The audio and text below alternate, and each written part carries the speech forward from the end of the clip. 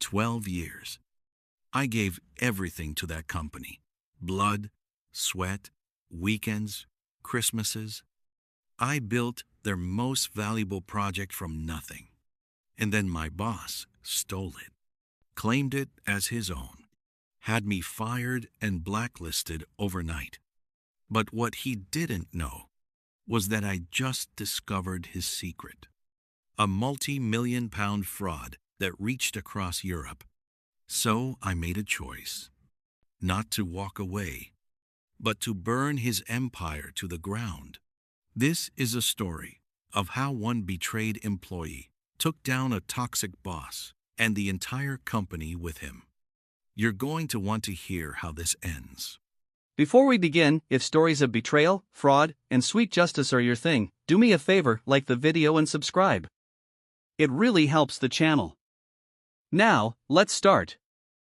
My name is Thomas Hargrove, and for 12 years, I poured my life into Vanguard Consulting, one of those gleaming multinational firms in the heart of London's Canary Wharf.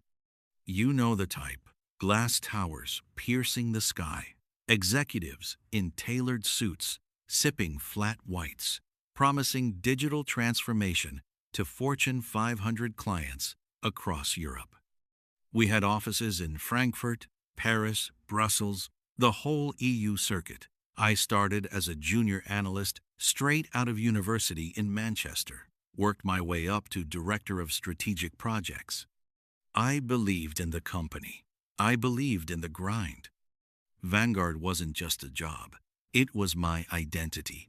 I worked 70-hour weeks, missed family Christmases, even turned down a transfer to our Madrid office because I was leading a flagship project. It was called Project Phoenix, a revolutionary AI-driven risk assessment platform that could predict market shifts with terrifying accuracy.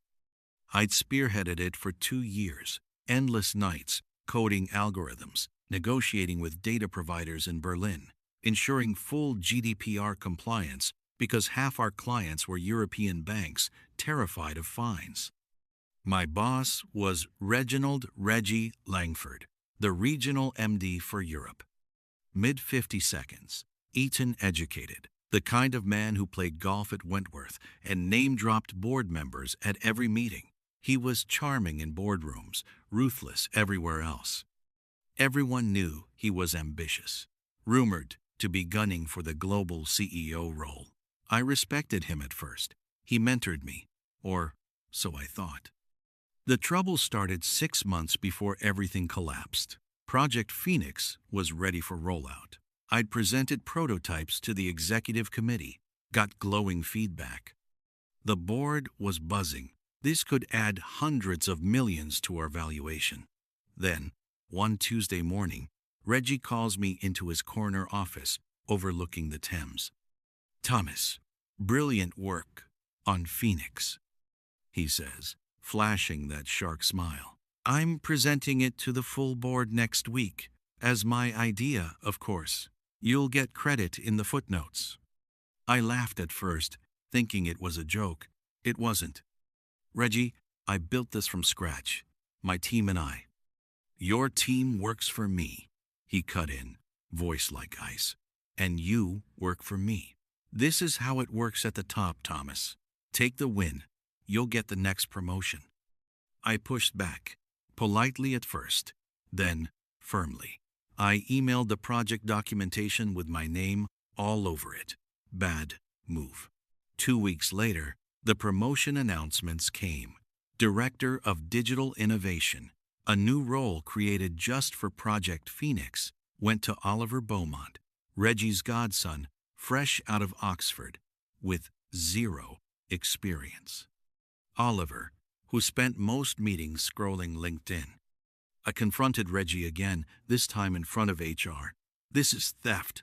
I've got emails, timestamps, everything proving Phoenix is mine." His response? A termination letter delivered that afternoon. Gross misconduct, insubordination, falsifying project reports, a complete fabrication. They escorted me out like a criminal, box of personal items in hand, while colleagues averted their eyes in the lift.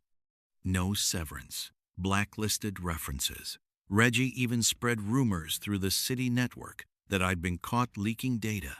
Ironic, given what I later discovered. I was 42, unemployed, with a mortgage on a flat in Clapham and savings that would last maybe a year. My wife, Elena, Spanish, we'd met during a project in Barcelona, was supportive at first, but the stress wore us down. Job applications went nowhere. Vanguard's influence was everywhere. I drank too much single malt, stared at the Thames from South Bank benches, wondering how I'd become so disposable. The turning point came 3 months later. An encrypted email from an anonymous account. Check the offshore transfers. Langford's dirty.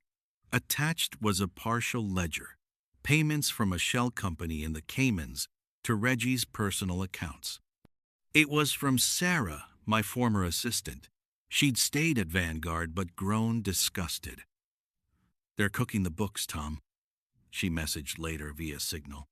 "Phoenix isn't just a tool. They're using it to manipulate client data for insider trading. EU clients' sensitive info routed through back doors to avoid GDPR scrutiny." I couldn't believe it at first.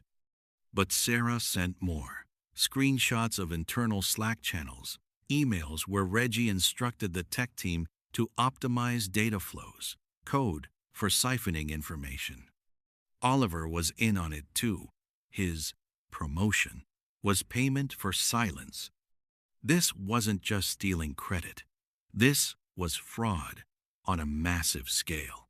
Millions funneled through fake consulting contracts.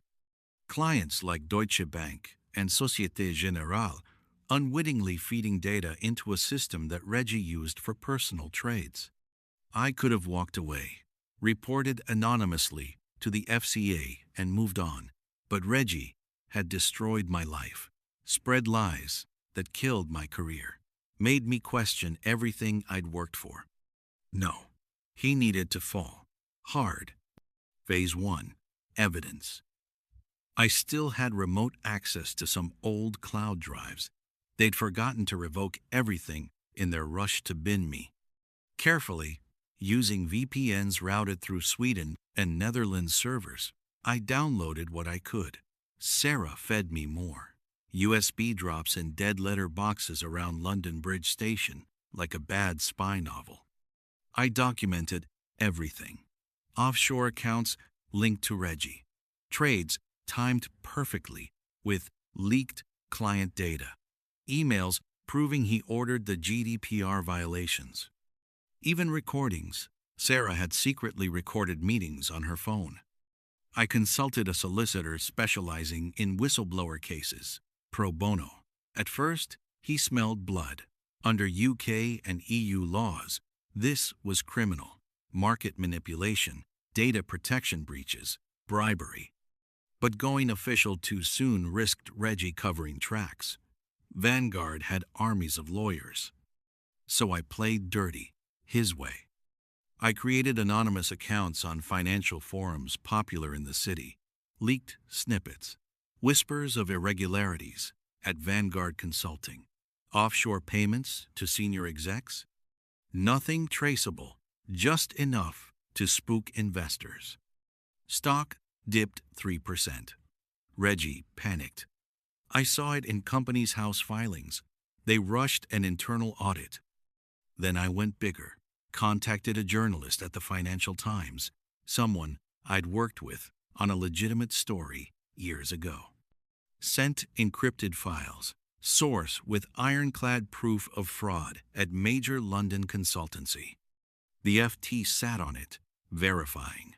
Meanwhile, I tipped off the Information Commissioner's Office about GDPR breaches and the FCA about potential insider trading. The dominoes started falling. First, a small article in the FT, questions raised over data handling at Vanguard Consulting. Stock down 8%. Reggie went into damage control. Emergency board meeting. They promoted him temporarily to steady the ship. Idiots. Sarah kept feeding intel. Reggie was shredding documents, pressuring staff to sign NDAs with bonuses. I escalated. Full evidence package, terabytes of data, sent anonymously to the Serious Fraud Office, FCA, and even Europol, since EU clients were involved. The raid happened on a rainy Thursday morning in October. I watched from a cafe opposite Canary Wharf as police vans pulled up. Reggie escorted out in cuffs, face like thunder, shouting about mistakes. The news exploded. Vanguard Consulting MD arrested in multi-million fraud probe. Details emerged. Embezzlement, data misuse, insider trading ring involving senior executives. Stock plummeted 45% in a day. Clients fled. Major European banks terminating contracts over GDPR fears. The Brussels office closed overnight. Oliver sang like a bird for a plea deal, implicating Reggie fully. The trial was glorious. Reggie denied everything, claimed I was a disgruntled ex-employee framing him. But the evidence was overwhelming. My documentation, Sarah's recordings, digital forensics showing his personal devices accessing the back doors. He got 8 years. Vanguard collapsed, acquired in a fire sale by a German competitor for pennies. Thousands lost jobs, but the corrupt core was gone. Me? Whistleblower protection kicked in. Massive settlement from Vanguard's insurers, enough to clear the mortgage and start my own boutique consultancy focusing on ethical AI, ironically using cleaned-up Phoenix code I'd retained rights to. Elena and I moved to a house in Kent with views of the countryside. I mentor young analysts now, warning them about corporate snakes. Reggie? Last I heard, he's in an open prison, probably regretting that corner office view. Some say revenge is empty. They're wrong. Watching someone who destroyed you get destroyed by their own greed? It's justice. Pure, satisfying justice. And if you're climbing the corporate ladder in London, Frankfurt, or Paris, remember, document everything. Because one day, you might need it. What a fall from grace, right? If this story hit the spot, give it a like, subscribe for more revenge and karma tales, and share it with a mate who's dealing with a nightmare boss. Comment below, would you have gone nuclear like Thomas? Thanks for watching, catch you in the next one.